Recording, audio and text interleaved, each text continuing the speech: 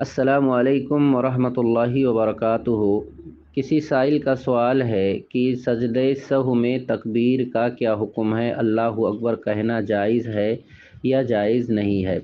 اس کا مختصر جواب یہ ہے، بخاری شریف کی روایت ہے کتاب الصلاۃ کی، ابو ہریرہ رضی اللہ تعالیٰ عنہ اس حدیث کے راوی ہیں۔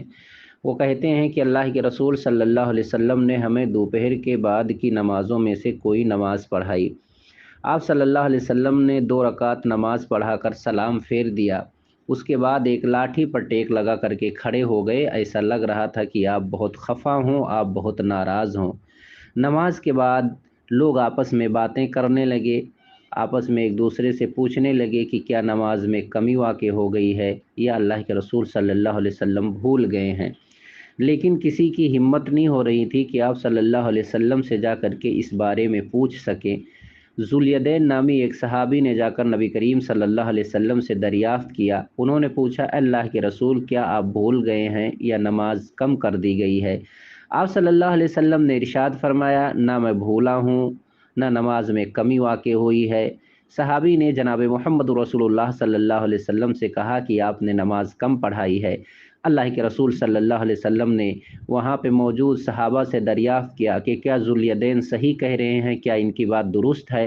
صحابہ کرام جو وہاں موجود تھے انہوں نے کہا، ہاں ذوالیدین صحیح کہہ رہے ہیں۔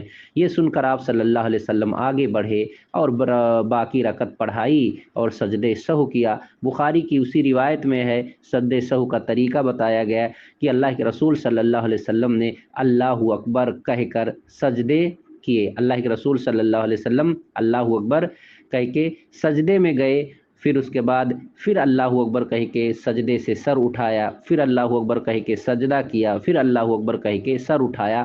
تو گویا کہ اللہ کے رسول صلی اللہ علیہ وسلم نے 4 مرتبہ تکبیر کہی۔